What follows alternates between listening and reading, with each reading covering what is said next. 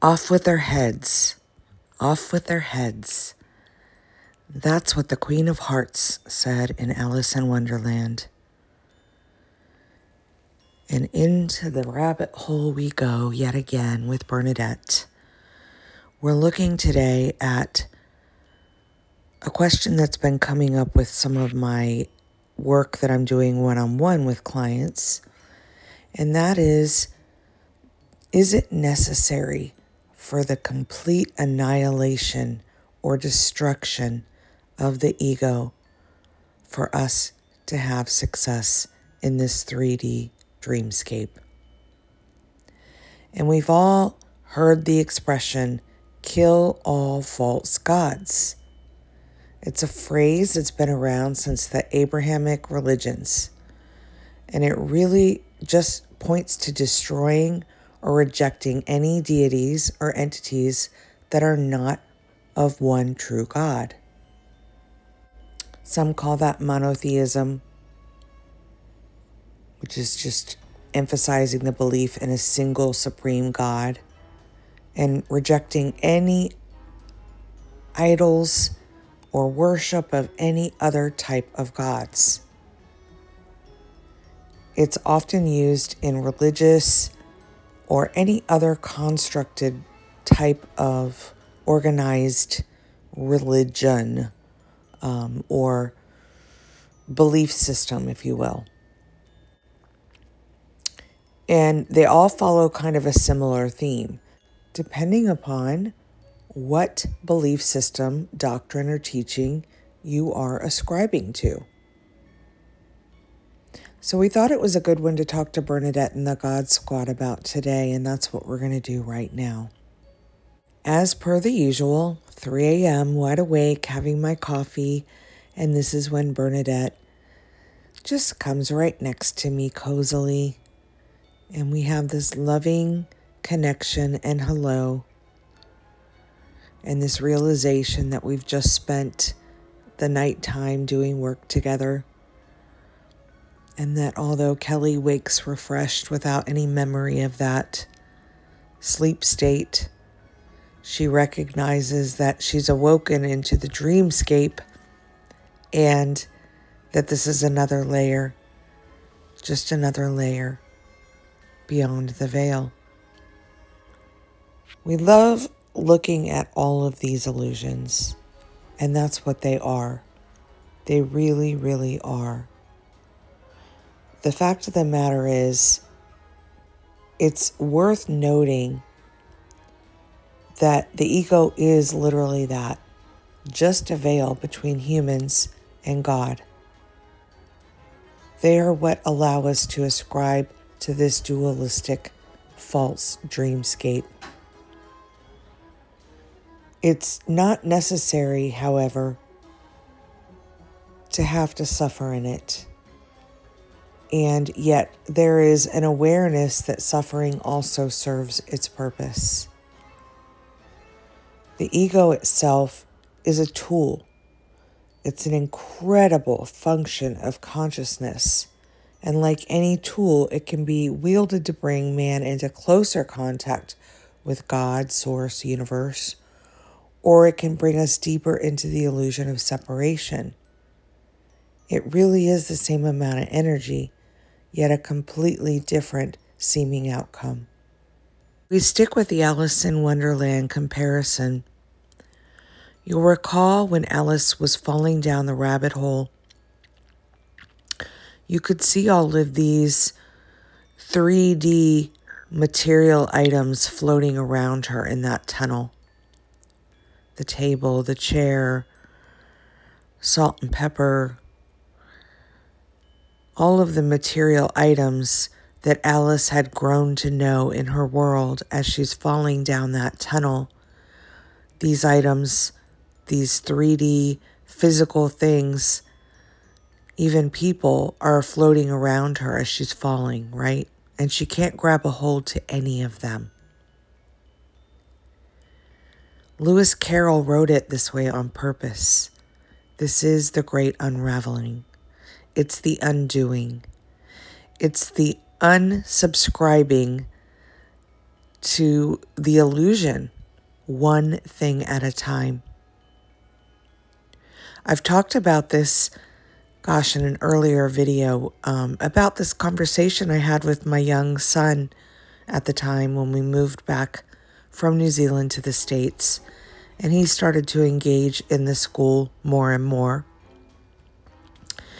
And as such, he was told earlier than I had hoped that Santa Claus wasn't real.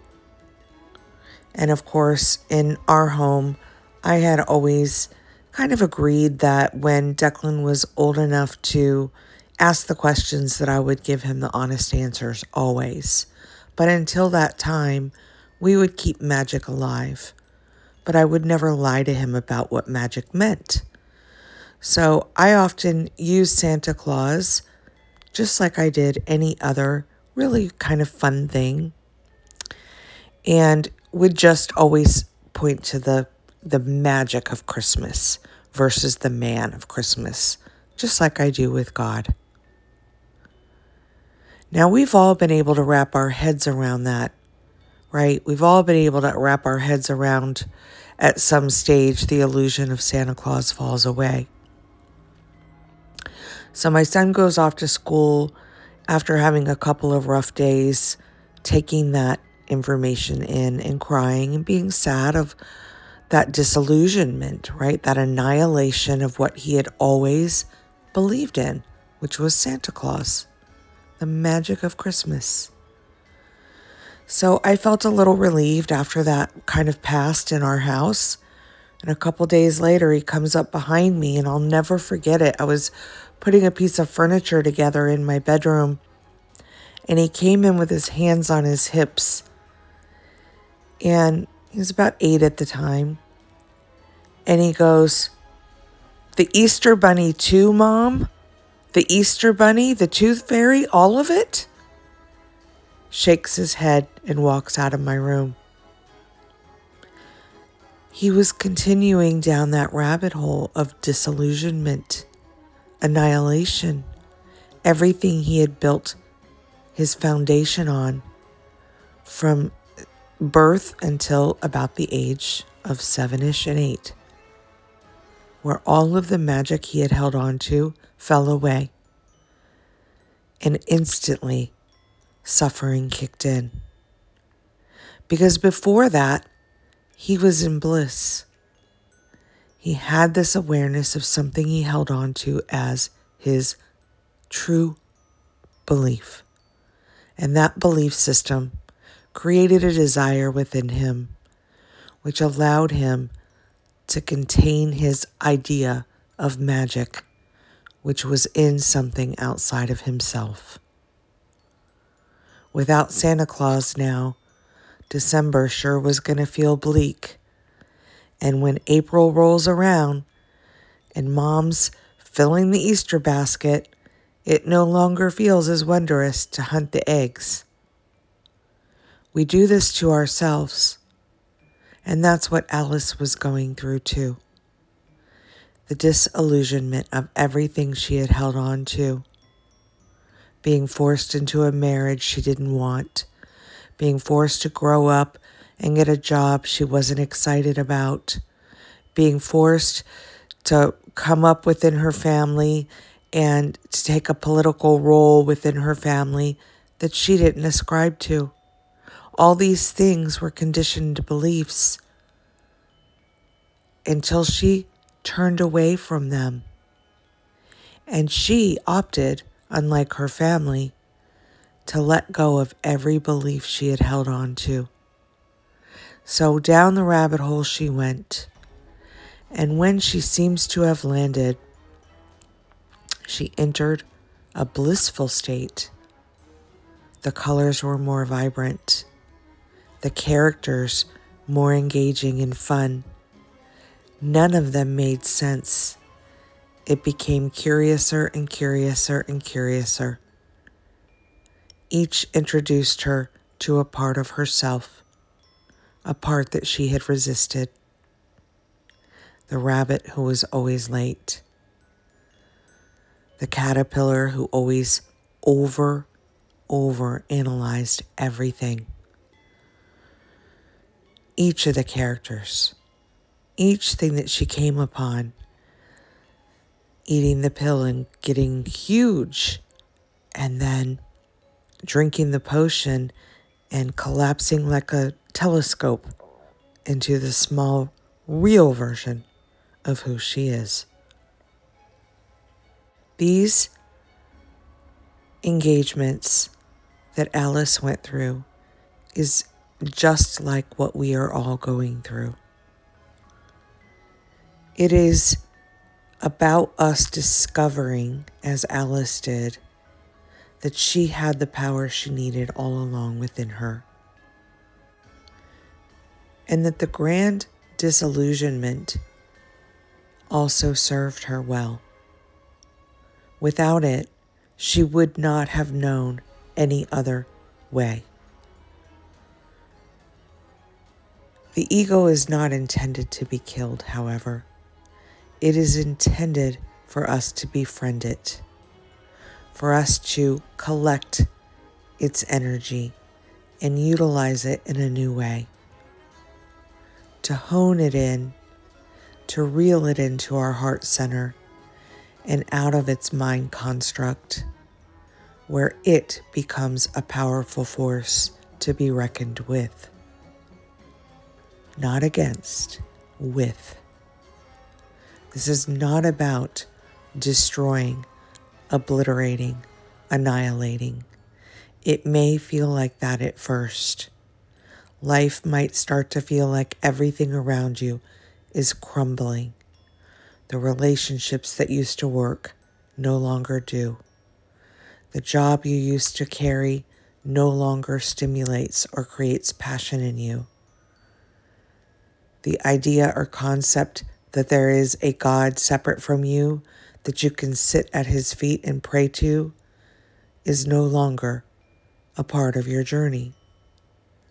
And of course, the discovery of that is terrifying at first. Everything that you've built your foundation on has collapsed.